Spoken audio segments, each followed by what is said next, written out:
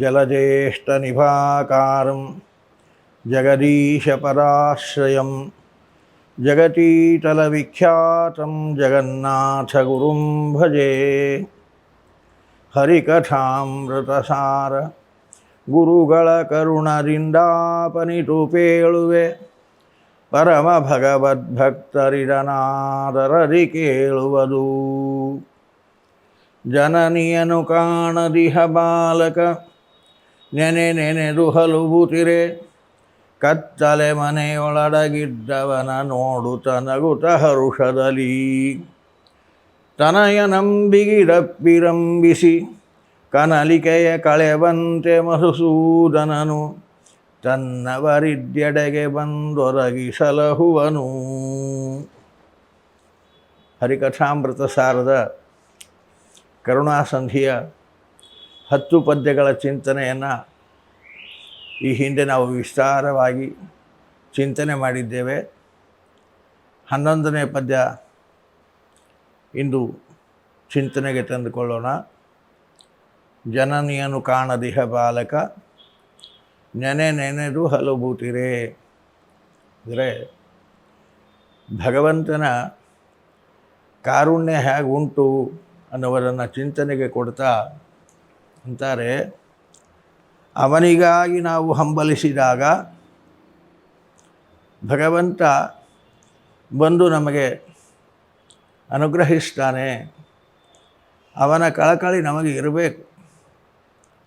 ಅವನನ್ನು ನಾವು ಬಯಸದೇ ಹೋದರೆ, ಬಯಸದ ನಮಗೆ ಅವನು ಯಾಕೆ ಅನುಗ್ರಹಿಸ್ತಾನೆ ಅಲ್ವಾ? ಸಾಮಾನ್ಯ ಮನುಷ್ಯನೇ ಅವನನ್ನು ನಾವು ಬಯಸದೇ ಹೋದರೆ ಅವನು ನಮ್ಮ ಮನೆಗೆ ಬರ್ತಾನೆ ಅಂತಿಲ್ಲ. ನಮ್ಮ ಮನೆಗೆ ಬರಬೇಕಾದ್ರೆ ನೀವು ಬರಲೇಬೇಕು, ಕಂಡಾಗೊಮ್ಮೆ ನೀವು ಬರಲೇಬೇಕು ಅಂತ ನಾವು ಅವನ ಆತುರದಿಂದ ಅವನ ಆಗಮನಕ್ಕಾಗಿ ಕಾಯ್ತಾ ಇದ್ದರೆ, ಅಯ್ಯೋ ಇಷ್ಟು ಸಲ ನಮಗೆ ಆಮಂತ್ರಿಸಿದ್ದಾರೆ, ಅವರ ಮನೆಗೆ ಹೋಗಲೇಬೇಕು ಅಂತ ಸಾಮಾನ್ಯವಾಗಿ ಮನುಷ್ಯನೂ ಕೂಡ ಅವನಿಗಾಗಿ ಕಾತರಿಸುವ ಜನರಿಗಾಗಿ ತನ್ನ ಎಷ್ಟೋ ಕೆಲಸಗಳಿದ್ದರೂ ಕೂಡ ಬಿಡುವು ಮಾಡಿಕೊಂಡು ಅವರಿಗೆ ಹೋಗಿ ಭೇಟಿ ಆಗ್ತಾನೆ, ಅವರನ್ನು ಸಂತೋಷಪಡಿಸ್ತಾನೆ. ಹಾಗೆ ಭಗವಂತನಿಗಾಗಿ ನಾವು ಕಾತರಿಸಬೇಕು. ಭಗವಂತ, ನಿನ್ನನ್ನು ನಾನು ನೋಡಬೇಕು, ನಾನು ನಿನ್ನನ್ನು ನೋಡಬೇಕು, ನಿನ್ನ ಪ್ರೀತಿಯನ್ನು ನಾನು ಅನುಭವಿಸಬೇಕು ಅನ್ನುವ ಕಾತರ ನಮ್ಮಲ್ಲಿ ಹೆಚ್ಚಾದ ಹಾಗೆ ಭಗವಂತ ಅಷ್ಟು ಆತುರವಾಗಿ ತಾನು ಕೂಡ ಬಂದು ನಮ್ಮನ್ನು ಎಲ್ಲ ಆಪತ್ತುಗಳನ್ನು ಪರಿಹಾರ ಮಾಡಿ ಅನುಗ್ರಹಿಸಿ ಉದ್ಧಾರ ಮಾಡ್ತಾನೆ ಕರುಣೆಯಿಂದ ಅನ್ನುವಂತೆ ಒಂದು ಒಳ್ಳೆಯ ಲೌಕಿಕ ದೃಷ್ಟಾಂತವನ್ನು ಕೊಟ್ಟು ಅದನ್ನು ತಿಳಿಸ್ತಾರೆ ದಾಸರಾಯರು ಈ ಪದ್ಯದಲ್ಲಿ. ಜನನಿಯನು ಕಾಣದಿಹ ಬಾಲಕ, ಮಗು ಮನೆಯಲ್ಲಿರುವಾಗ ತಾಯಿಗೆ ಮನೆ ಕೆಲಸಗಳನ್ನು ಮಾಡೋದು ಬಹಳ ಕಷ್ಟ. ಆ ಮಗುವಿನ ಶುಶ್ರೂಷೆಯಲ್ಲಿಯೇ ಅವಳು ಹೆಚ್ಚು ಸಮಯ ಕಳೆಯಬೇಕಾಗ್ತದೆ.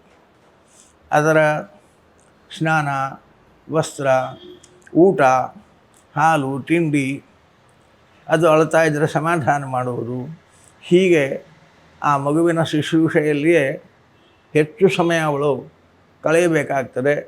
ಮನೆ ಕೆಲಸಗಳನ್ನು ಮಾಡಲಿಕ್ಕೆ ಆಗಲ್ಲ. ಅದಕ್ಕಾಗಿ ತಾಯಿ ಮಗುವಿಗೆ ಉಣಿಸಬೇಕಾದ ಊಟ ಎಲ್ಲ ಉಣಿಸಿ ಅದನ್ನು ಮಲಗಿಸಿ ಮಲಗಿ ಏಳುವುದರಲ್ಲಿಯೇ ಮನೆ ಕೆಲಸಗಳನ್ನು ಮಾಡಿಕೊಡ್ತಾಳೆ. ಚಾಣಾಕ್ಷಳಾದ ತಾಯಿ ಹಾಗೆ ಮಾಡ್ತಾಳೆ. ಹಾಗೆ ಮಗುವನ್ನು ಮಲಗಿಸಿ ಒಳಗಡೆಗೆ ಏನೋ ಕೆಲಸ ಮಾಡುತ್ತಾ ಇದ್ದಾಳೆ ತಾಯಿ. ಮಗುವಿನಿಂದ ಒಳಗಡೆಗಿದ್ದಾಳೆ. ಮಗುವಿಗೆ ತಾಯಿ ಕಾಣ್ತಾ ಇಲ್ಲ, ಒಳಗೆ ಕೆಲಸ ಮಾಡ್ತಾ ಇದ್ದಾಳೆ. ಮಲಗಿದ ಮಗು ಎಷ್ಟು ಹೊತ್ತು ಮಲಗಬಹುದು ಅಂತ ತಾಯಿ ನಿರೀಕ್ಷೆ ಮಾಡಿ ಆ ಕೆಲಸ ಮಾಡ್ತಾ ಇದ್ಲೋ, ನಿರೀಕ್ಷೆಗಿಂತ ಮೊದಲು ಎದ್ದು ಬಿಡ್ತು. ಎದ್ದಾಗ ಮಗುವಿಗೆ ತಾಯಿ ಬೇಕು. ತಾಯಿಗಿಂತ ದೊಡ್ಡದಾದದ್ದು ಮಗುವಿಗೆ ಯಾವುದೂ ಇಲ್ಲ. ಎದ್ದ ಮಗು ತಾಯಿಗಾಗಿ ಹಂಬಲಿಸಿ ಅಮ್ಮ ಅಮ್ಮ ಕೂಗುತ್ತಾ ಇದೆ. ತಾಯಿ ಕಾಣದಂತೆ ಒಳಗಡೆಗೆ ಇದ್ದಾಳೆ. ಮಗುವಿಗೆ ತಾಯಿ ಕಾಣ್ತಾ ಇಲ್ಲ. ತಾಯಿ ಮಗುವನ್ನು ಕೂಗೋದು ನೋಡಿ ಗುರುತಿಸ್ತಾಳೆ, ಒಳಗಿನಿಂದ ಮಗುವನ್ನು ನೋಡ್ತಾಳೆ.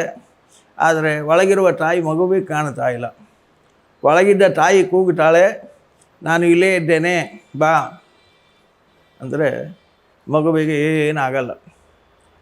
ಆ ಮಗು ತಾಯಿಗಾಗಿ ಹಂಬಲಿಸ್ತಾ ತಾಯಿಯನ್ನು ಕಾಣದೆ ತಾಯಿಯನ್ನು ಕಾಣಬೇಕು ಅನ್ನುವ ಹಂಬಲಿಕೆಯಲ್ಲಿ ಮತ್ತೆ ಅಮ್ಮ ಅಮ್ಮ ಅಂತ ಕೂಗುತ್ತಾ ಇರುವಾಗ ಅದು ತನಗಾಗಿ ಹಂಬಲಿಸ್ತಾ ಇದೆ ಅನ್ನುವುದನ್ನು ತಿಳಿದ ತಾಯಿ ತಾನೇ ಓಡಿ ಬಂದು ಅಳುವ ಆ ಮಗುವನ್ನು ಎತ್ತಿ ಆಲಿಂಗಿಸಿ ಅದರ ದುಃಖವನ್ನೆಲ್ಲ ಪರಿಹಾರ ಮಾಡಿ ಅದನ್ನು ರಕ್ಷಣೆ ಮಾಡುವಂತೆ ಭಗವಂತನೂ ಕೂಡ ತನಗಾಗಿ ಹಂಬಲಿಸುವ ಆ ಜನರಿಗಾಗಿ ಓಡಿ ಬರ್ತಾನೆ. ಅವರ ಆಪತ್ತುಗಳನ್ನೆಲ್ಲ ಪರಿಹಾರ ಮಾಡಿ ಅವರ ದುಃಖ ಪರಿಹಾರ ಮಾಡಿ ಅವರನ್ನು ಉದ್ಧಾರ ಮಾಡ್ತಾನೆ ಅನ್ನುವಂತೆ ಒಳ್ಳೆಯ ಮಾರ್ಮಿಕವಾದ ದೃಷ್ಟಾಂತವನ್ನು ಕೊಟ್ಟು ಇಲ್ಲಿ ನಮಗೆ ಭಗವಂತನ ಕಾರುಣ್ಯವನ್ನು ತಿಳಿಸಿಕೊಡ್ತಾರೆ. ಕತ್ತಲೆ ಮನೆಯೊಳಗೆ ಅಡಗಿದ್ದ ಅಂದರೆ ಇವನಿಗೆ ಅಜ್ಞಾನ. ತಾಯಿ ಎಲ್ಲಿದ್ದಾಳೆ ಗೊತ್ತಿಲ್ಲ. ತಾಯಿ ಮಗುವನ್ನು ನೋಡ್ತಾ ಇದ್ದಾಳೆ. ಕತ್ತಲೆ ಮನೆಯಲ್ಲಿ ತಾಯಿ ಇದ್ದರೆ ಮಗುವನ್ನು ನೋಡುವುದು, ಮಗು ಕತ್ತಲೆ ಮನೆಯಲ್ಲಿದ್ದರೆ ತಾಯಿಯನ್ನು ನೋಡಲಿಕ್ಕೆ. ಹಾಗಾಗಿ ತಾಯಿ ತಾನು ಕತ್ತಲೆ ಮನೆಯಲ್ಲಿದ್ದು ಅಂದರೆ ಈ ಮನುಷ್ಯನ ಅಜ್ಞಾನವೇ ಕತ್ತಲೆಯ ಮನೆ. ಭಗವಂತನನ್ನು ತಿಳಿದಿಲ್ಲ, ಭಗವಂತ ನನಗೆ ರಕ್ಷಕ ಅಂತ ಗೊತ್ತಿಲ್ಲ, ಭಗವಂತನನ್ನು ಎಲ್ಲ ದುಃಖ ಪರಿಹಾರ ಮಾಡಿ ಆನಂದವನ್ನು ಕೊಡ್ತಾನೆ, ನಿತ್ಯ ಸುಖರೂಪವಾದ ಮೋಕ್ಷವನ್ನು ಕೊಡ್ತಾನೆ ಎನ್ನುವ ತಿಳುವಳಿಕೆ ಇಲ್ಲ. ಆ ಸಂದರ್ಭದಲ್ಲಿ ಸಜ್ಜನರ ಸಹವಾಸದಲ್ಲಿ ಸಚ್ಛಾಸ್ತ್ರಗಳನ್ನು ಅಧ್ಯಯನ ಮಾಡಿ ಸಚ್ಛಾಸ್ತ್ರಗಳ ಮುಖಾಂತರ ಮೋಕ್ಷರೂಪವಾದ ನಿತ್ಯ ಆನಂದಮಯವಾದ ಆ ಸುಖವನ್ನು ಭಗವಂತ ಕೊಡಬಲ್ಲ, ಅವನು ಆನಂದ ಸಾಗರ ಅನ್ನತಕ್ಕಂತಹ ವಿಚಾರವನ್ನು ತಿಳಿದು ಆ ಭಗವಂತನಿಗಾಗಿ ಹಂಬಲಿಸಿದ ಚೇತನ. ಇಷ್ಟವರೆಗೆ ಆ ಜ್ಞಾನ ಇಲ್ಲ. ಭಗವಂತ ಒಂದು ರೀತಿಯಲ್ಲಿ ಇವನ ತಿಳುವಳಿಕೆಯಲ್ಲಿಲ್ಲ.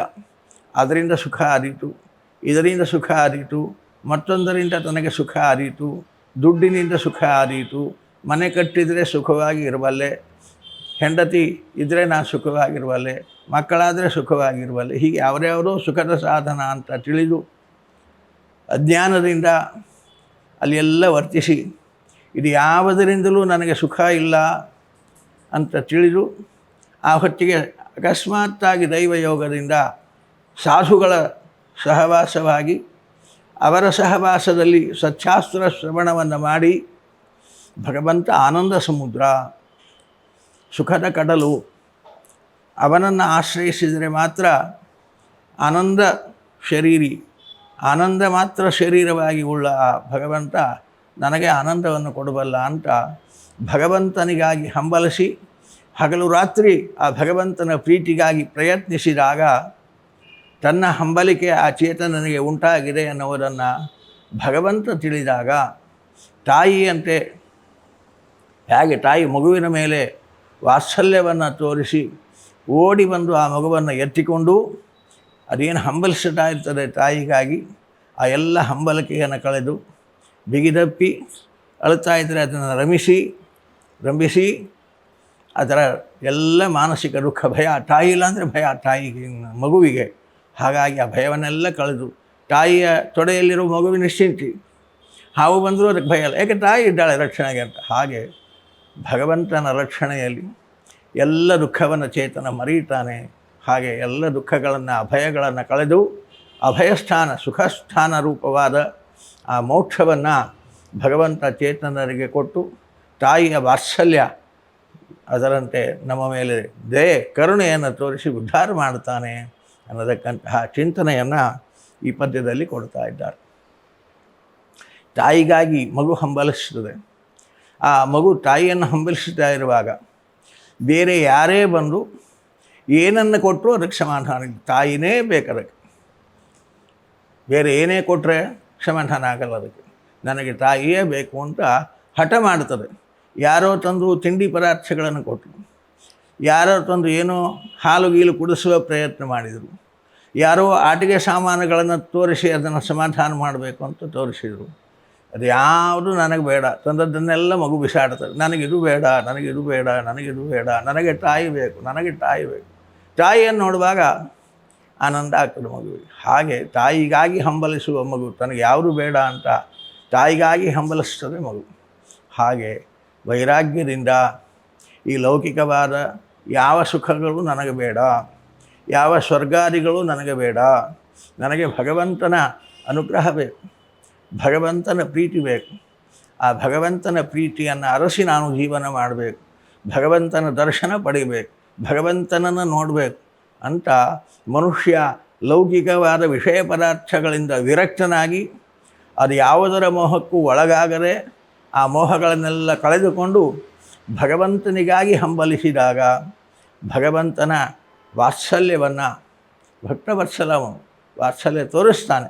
ಯಾವಾಗ ಈ ರೀತಿಯಾಗಿ ಹಂಬಲಿಸಿದಾಗ. ಅವನ ಹಂಬಲಿಕೆಯೇ ನಮಗೆ ಇಲ್ಲ ಅಂದರೆ ತಾಯಿ ಯಾಕೆ ಅನುಗ್ರಹ, ಯಾಕೆ ಬಂದು ಭೇಟಿ ಕೊಡ್ತಾಳೆ, ಮಗು ಮಲ್ಕೊಂಡದಂತಾಳೆ, ತನ್ನ ಕೆಲಸದಲ್ಲಿ ತಾನು ಆಸಕ್ತಳಾಗ್ತಾಳೆ. ಹಾಗೆ ಭಗವಂತನೂ ಕೂಡ ಅವನನ್ನು ನಾವು ಮರೆತು ಲೌಕಿಕ ಆಸಕ್ತರಾದರೆ ತಾನು ಸುಮ್ಮನೆ ಇರ್ತಾನೆ. ಇದೆಲ್ಲ ನನಗೆ ಬೇಡ, ನನಗೆ ದೇವರು ಬೇಕು, ಹಠ ಮಾಡಬೇಕು, ನನಗೆ ದೇವರ ದರ್ಶನ ಆಗಬೇಕು. ದಾಸರೆಲ್ಲ ಭಗವಂತನ ದರ್ಶನಕ್ಕಾಗಿ ಹಂಬಲಿಸಿದ್ದಾರೆ ನೋಡಿ. ದೇವ್ರ ಮುಂದೆ ಕೂತು ಹಚ್ಚಿದ್ದಾರೆ ಅವರು.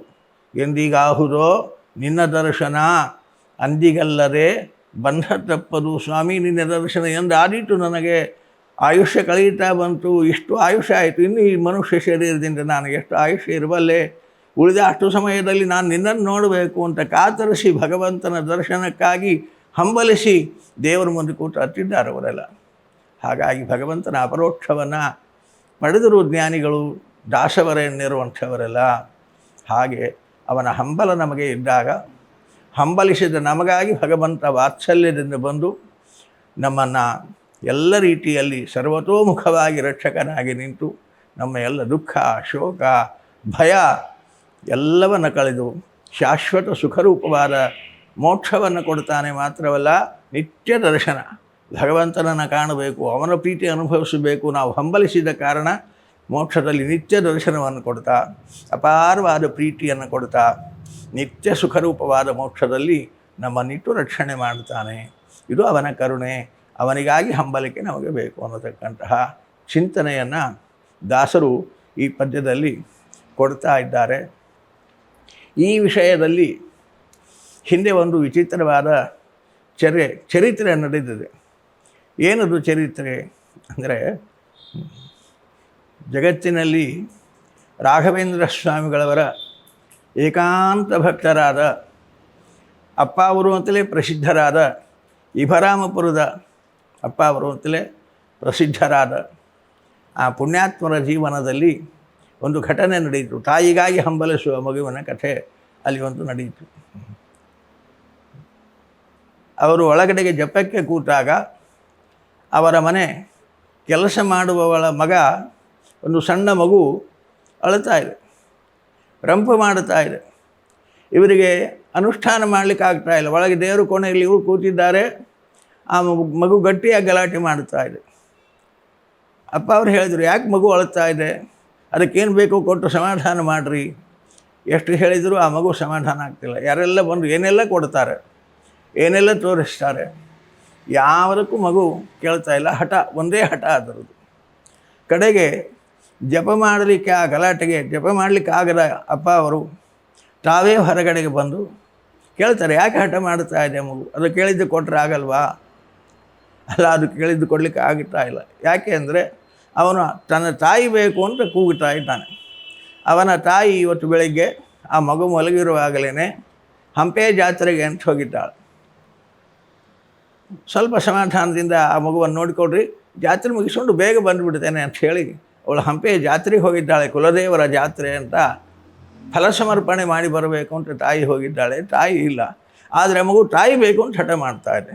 ತಿಂಡಿ ಕೊಟ್ಟರೆ ಇಲ್ಲ, ತಿನಿಸು ಕೊಟ್ಟರೆ ಇಲ್ಲ, ವಸ್ತ್ರ ಕೊಟ್ಟರೆ ಇಲ್ಲ, ಆಟಿಕೆ ಸಾಮಾನು ಕೊಟ್ಟಿಲ್ಲ, ಏನಿಲ್ಲ, ನನಗೆ ತಾಯಿ ಬೇಕು ಅಂತ ಹಠ ಮಾಡ್ತಾ ಇದೆ.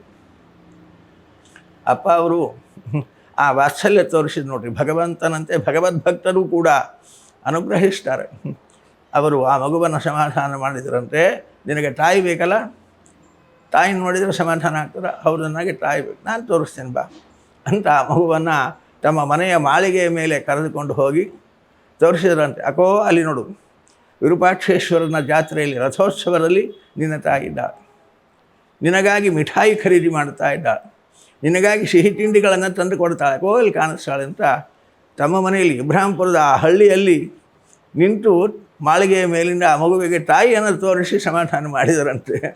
ಹೀಗೆ ಆ ಮಗು ಸಂತೋಷಪಟ್ಟಿತ್ತು ತಾಯಿಯನ್ನು ನೋಡುವಾಗ, ತನಗಾಗಿ ಸಿಹಿ ತಿಂಡಿ ತರ್ತಾ ಇದ್ದಾಳೆ ಅಂತ ಖುಷಿಯಾಯಿತು. ಹೀಗೆ ತಾಯಿಗಾಗಿ ಮಗು ಹಂಬಲಿಸಿದಾಗ ಭಗವಂತ ಇಂತಹ ಅಪರೋಕ್ಷ ಜ್ಞಾನಿಗಳ ಸಹವಾಸ ಕೊಟ್ಟು ತನ್ನ ವಿಷಯಕವಾದ ಯಥಾರ್ಥ ಜ್ಞಾನವನ್ನು ಉಪದೇಶ ಮಾಡಿಸಿ ಅವರ ಮುಖಾಂತರ ನಮಗೆ ತಾನು ದರ್ಶನ ಕೊಟ್ಟು ಅನುಗ್ರಹಿಸ್ತಾನೆ ಅನ್ನತಕ್ಕಂತಹ ಸಂದೇಶವನ್ನು ಕೂಡ, ಈ ಇತಿಹಾಸವನ್ನು ಕೂಡ ಇಲ್ಲಿ ವಿಶೇಷವಾಗಿ ಸ್ಮರಣೆ ಮಾಡಬಹುದಾಗಿದೆ. ಇಂತಹ ಭಗವಂತನ ಕಾರುಣ್ಯವನ್ನು ಈ ಪದ್ಯದಲ್ಲಿ ತಾಯಿಯ ವಾತ್ಸಲ್ಯದಂತೆ ಅವನ ಕಾರುಣ್ಯ ಅನ್ನುವಂತೆ ಚಿಂತನೆಗೆ ಕೊಟ್ಟಿದ್ದಾರೆ. ಮಧ್ವೇಶಾರ್ಪಣಮಸ್ತು.